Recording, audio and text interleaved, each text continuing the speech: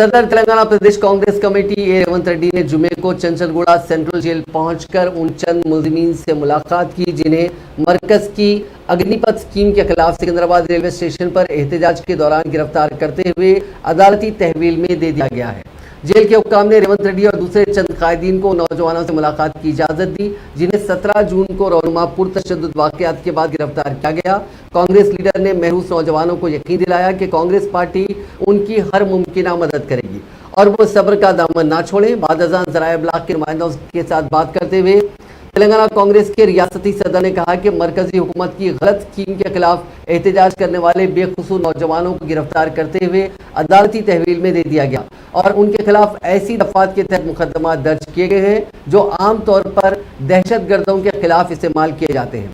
रेवंत रेड्डी ने दावा किया कि तकरीबन 50 से 55 गिरफ्तार नौजवानों का ताल्लुक दर्जे फेरिस्त तबकात और दर्जे फेरिस्त कबाइल से है और ये नौजवान अपने खानदानों के लिए उम्मीद थे।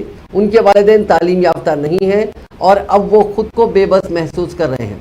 उन्होंने इस सूरत हाल के लिए मरकज़ की नरेंद्र मोदी हुकूमत को जिम्मेदार ठहराया। उन्होंने कहा कि मरकज़ी हुकूमत ने अग्निपथ स्कीम रोशनास करवाते हुए कौमी सिक्योरिटी को दांव पर लगाया।